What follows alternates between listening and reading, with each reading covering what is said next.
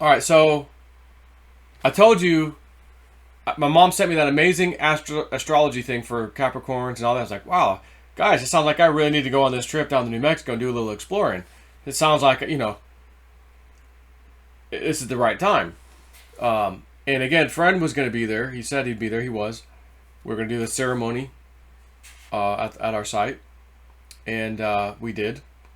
And I could tell my Patrons about it. I haven't done a video yet about it specifically, but I'm going to for my Patrons, tell them all about it. And I got a little picture I'm going to show them.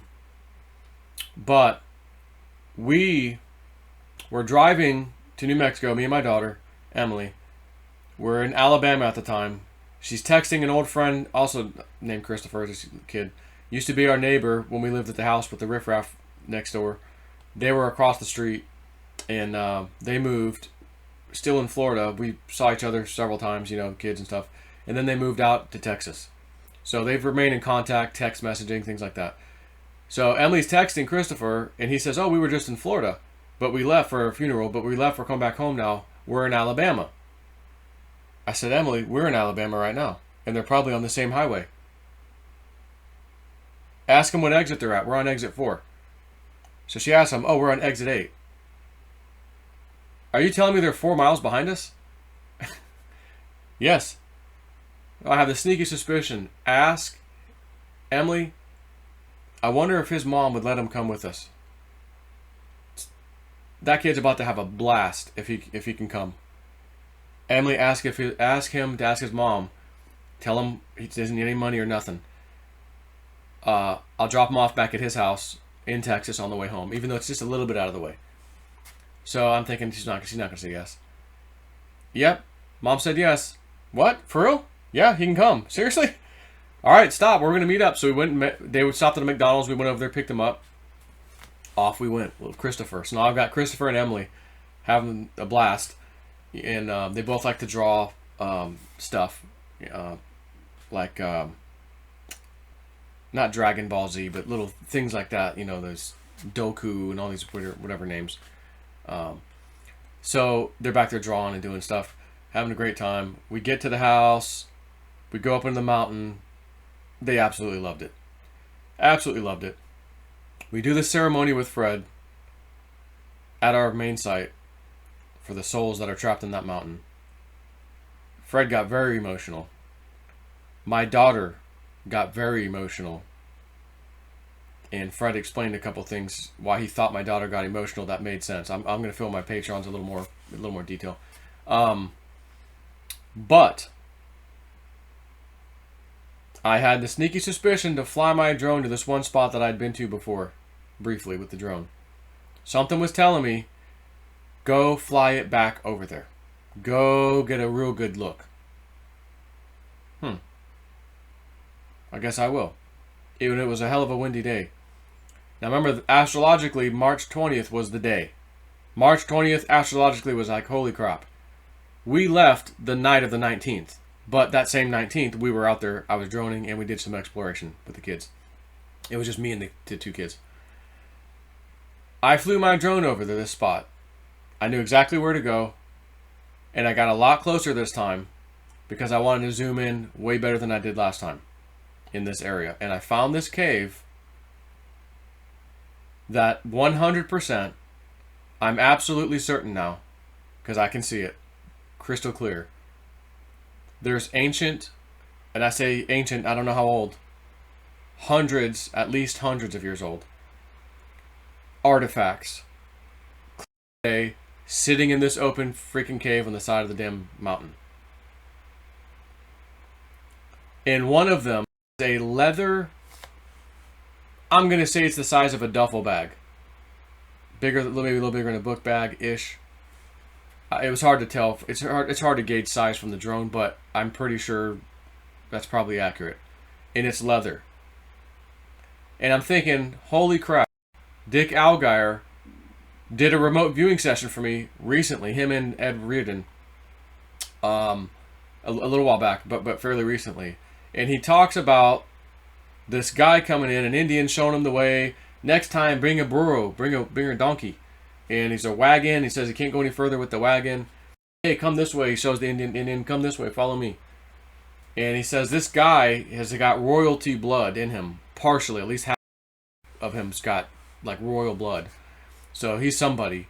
Short stature, 1800s time frame is what Dick Algar suggested. Wasn't sure about this certain area, the same area where I found what I'm telling you. And he mentions this guy had a one of a kind gold tablet thing that he says it looks like the size of an iPad. So it's like literally a tablet. And it is a golden tablet, so to speak. Not obviously electronics, but like a gold tablet looking thing, like an ancient tablet.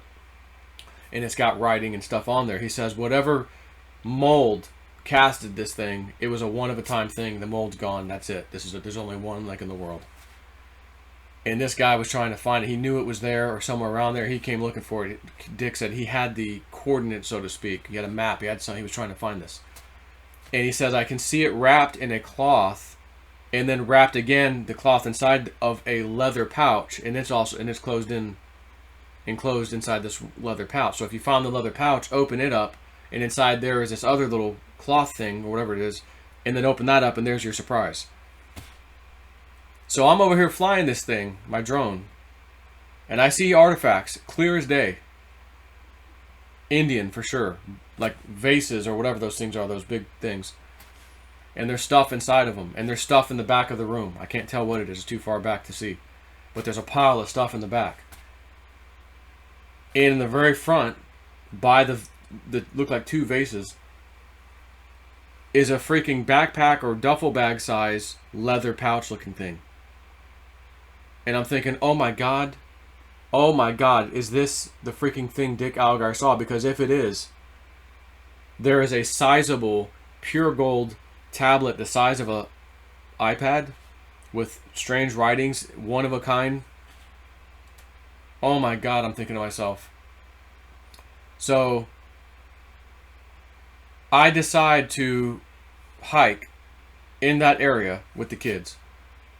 And as we're down there, I'm like, I think I want to go and really get an eyeball full of what the terrain looks like. Because it's really hard to tell with the drone, the angle and how steep it is. It just, because I've done that with the drone and walked over somewhere, I was like, oh crap, this thing's very steep. I didn't even realize that. And then other times, okay, it was not steep at all. So I thought, we're not far. Let's just keep walking. And we were getting kind of close to the area. And all of a sudden, I feel internally, dead stop. Stop right now. Do not go a step further. Bad feeling. Stop. And we were in an area that was not scary or even slightly dangerous.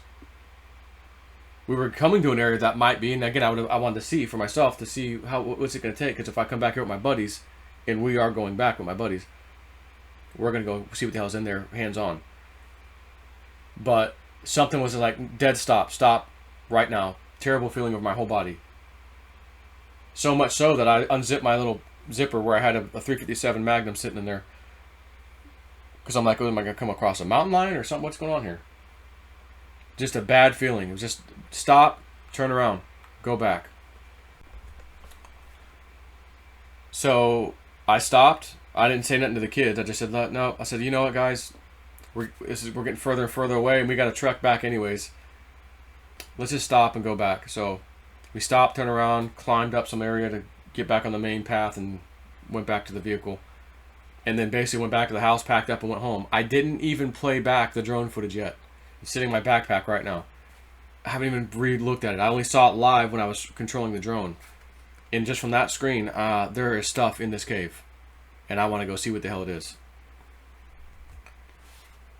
And while I was droning this thing at first, the Dick Algar thing didn't hit me yet. The remote viewing session.